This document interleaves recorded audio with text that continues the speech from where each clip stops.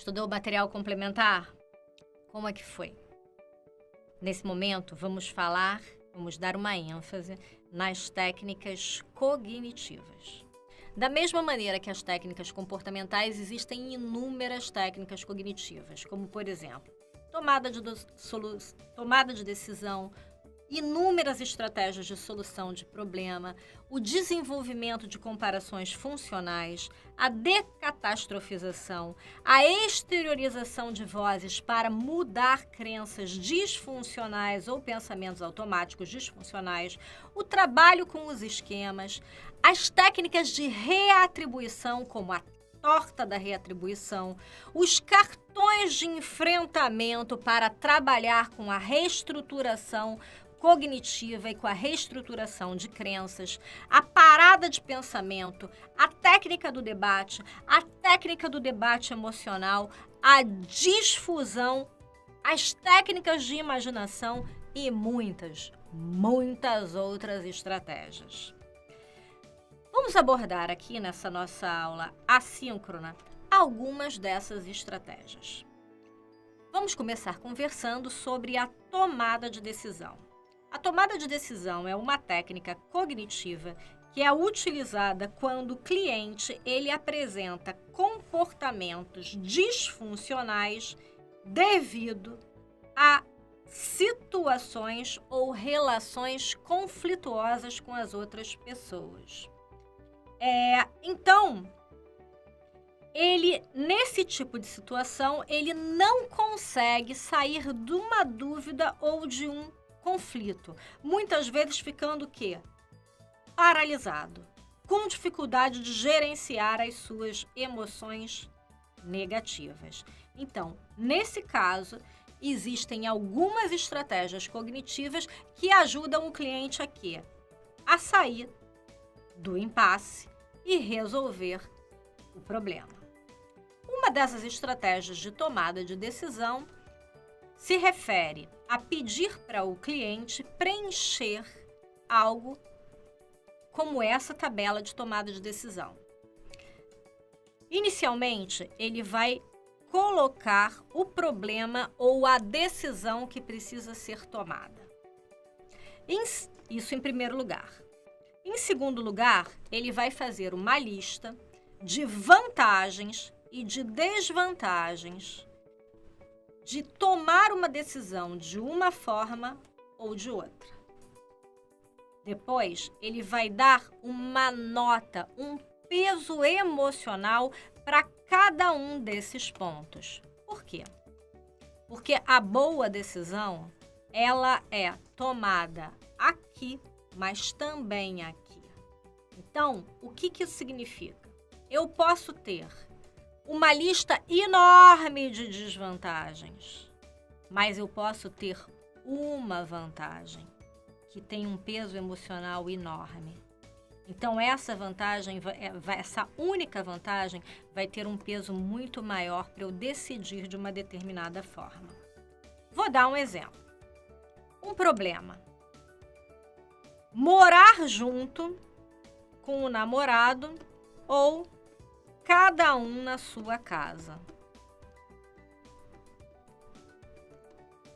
Esse é o problema. Interrogação. A pessoa pode colocar aqui uma série de desvantagens. Ficar muito tempo junto, desgastar a relação, perder a graça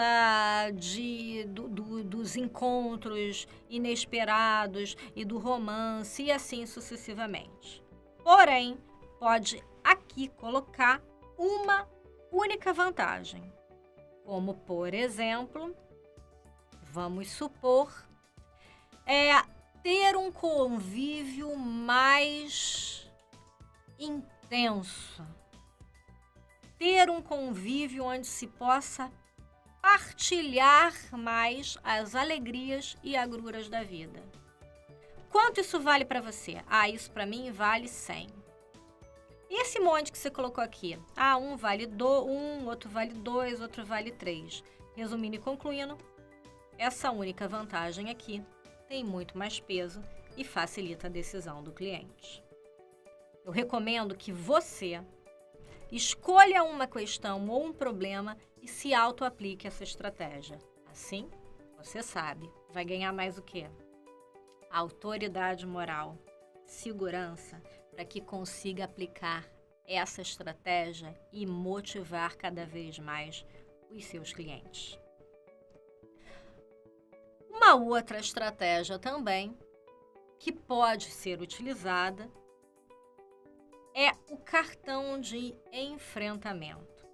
Cartões de enfrentamento seriam fichinhas mais ou menos desse tamanho que a pessoa pode espalhar por vários lugares com o objetivo de ajudar a alcançar metas, facilitar a reestruturação cognitiva, debater uma crença equivocada e assim sucessivamente. Motivar para alcançar algo e assim sucessivamente. Então, a pessoa vai ser orientada a escrever diversos cartões e espalhá-los.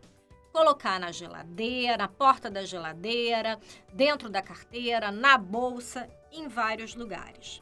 Resumindo e concluindo, o cartão ele deve ser carregado e lido em períodos regulares, sempre que necessários. E como eu falei anteriormente, existem vários tipos de cartão de enfrentamento. O que nos interessa nessa parte da aula são os cartões usados para facilitar a reestruturação cognitiva. Então, esses cartões eles vão conter frases escritas de próprio punho para ajudar na reestruturação, ou seja, na mudança de crenças, pensamentos automáticos disfuncionais ou esquemas desadaptativos. Vou dar um exemplo. Em um lado do cartão, o cliente escreve o seu pensamento disfuncional. Não vou conseguir falar para os meus funcionários e motivá-los. Eles vão me achar uma pessoa chata. Eles vão me achar uma pessoa sem graça. Do outro lado do cartão, a pessoa vai colocar, depois de fazer na terapia, a técnica da reestruturação cognitiva, as respostas adaptativas, que nesse caso, esse cliente encontrou as seguintes respostas. Eu já fiz isso antes. Se eu já fiz isso antes, eu posso conseguir novamente. Eu estou tentando ler o pensamento dos meus funcionários. Esse é um erro cognitivo do tipo leitura de pensamento.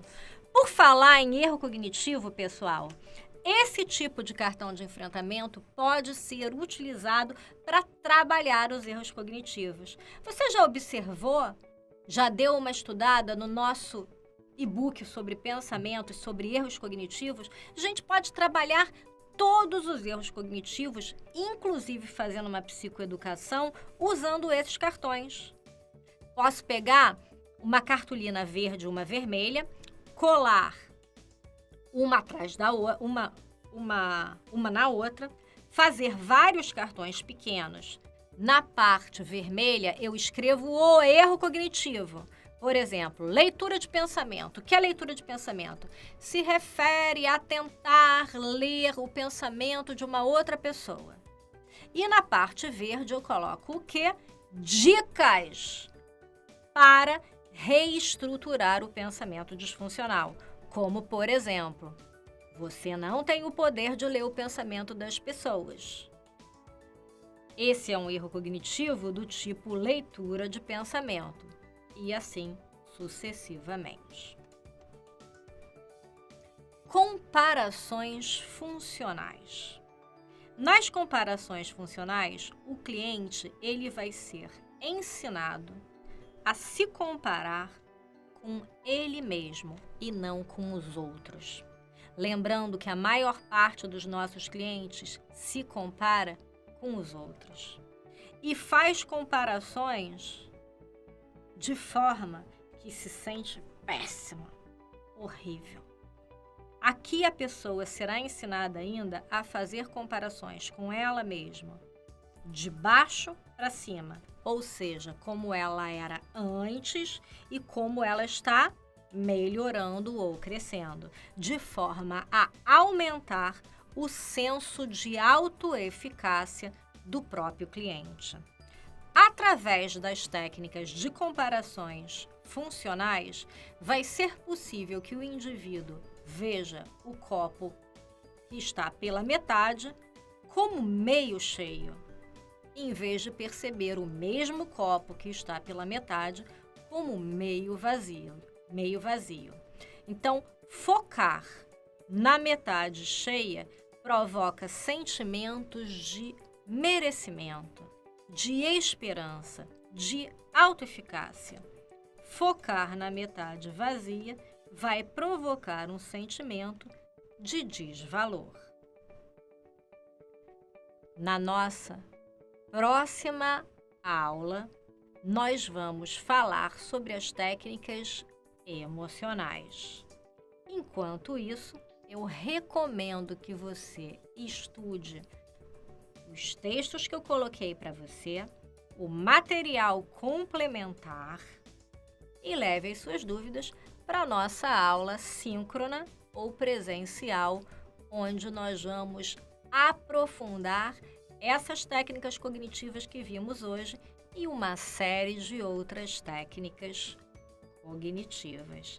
E lembre-se, faça os exercícios, porque assim você adquire mais autoridade e mais destreza para usar os mesmos com os seus clientes.